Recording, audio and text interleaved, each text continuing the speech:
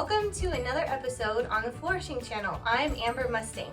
I have over 25 years experience in the floral industry, and I have done everything from wash buckets to set up the most elaborate events. I've owned a retail shop, I've owned a floral studio, I've done everything in between, and it just brings me so much joy to show people some of the things that I do just for enjoyment and some of the things that I do to help teach you skills. So today is just going to be a tutorial on how to press flowers.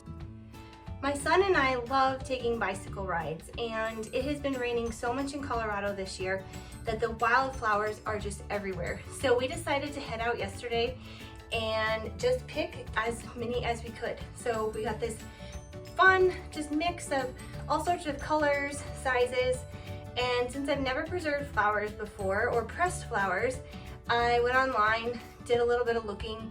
They recommended blotting paper to absorb the moisture. Nobody had blotting paper close by, so I'm going to try two different techniques and we'll see which one works best. So first, I'm just going to cut this paper in half. It's just regular printer paper. It's acid-free, so it shouldn't discolor the flowers in any way. And then I'm also going to just cut this parchment paper, which they say is less absorbent than the paper, and the paper is less absorbent than blotting paper for flower preserving. So we'll just see which one works best, and I'm just going to show you how I'm going to put them together, and then in a couple weeks we'll see the results.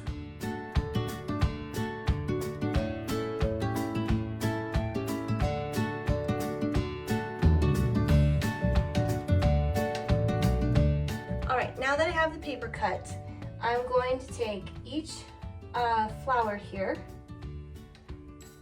and I'm going to pinch it off at the head, and then I'm going to gently lay that down on both of the types of paper, and trying to keep all the petals and everything nice and flat. I'll do that with all the varieties, and then I will press them underneath a heavy book and we'll see what happens.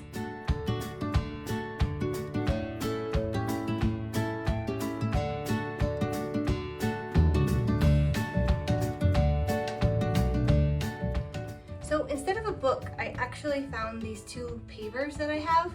So I'm gonna place that on top of them, and then we'll wait 2 weeks and I will report back.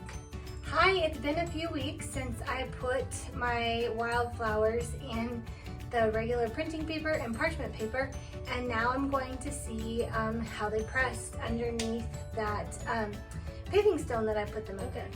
So, ta-da-da!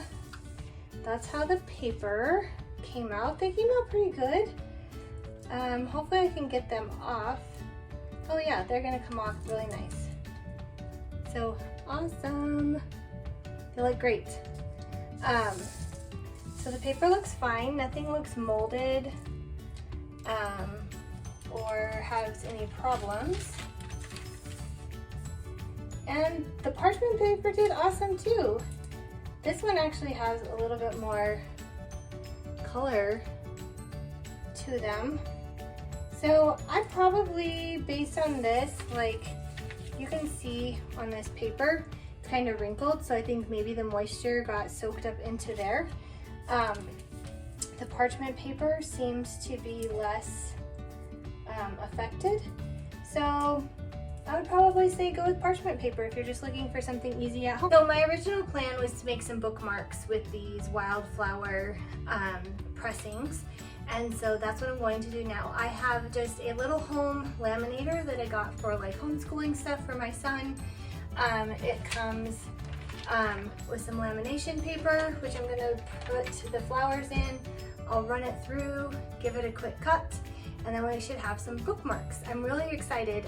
This summer, Colton and I have ridden our bike almost every single day, anywhere from 3 to 6 miles.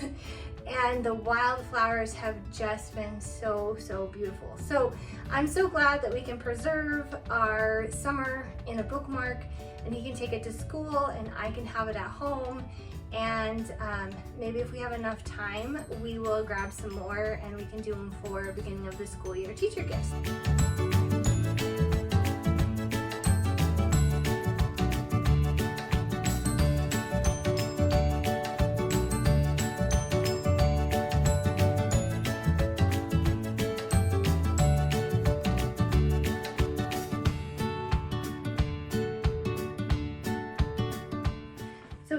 finished product. It's not quite like I was hoping. There is some condensation in between the flowers because I used the hot setting on the laminator, and so it steamed the flowers a bit. I should have used cold. My laminator does have a cold and a hot, and I should have used the cold. So that's something I'll do better next time. And also, I should have put the flowers closer together because they shifted as it went through the laminator. And so it made it a little wider than I wanted for a bookmark, but I just cut it abstractly around the pattern of the flowers, and I'm okay with that because I love abstract. Asymmetrical works great for me. But if you wanted a straight bookmark, I would put them closer and wider, or very narrow, just in case they shift out. So use the cold setting, put them close together, and then make sure they're not too thick, because this one was too thick and it drug down the paper.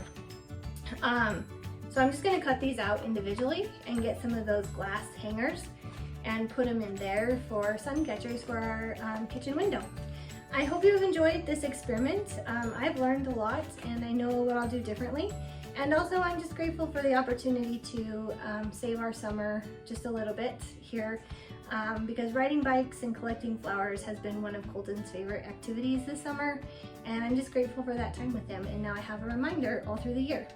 So if you would subscribe, like, share, I would love it, and I hope you'll join me again for my next video. Have a wonderful day.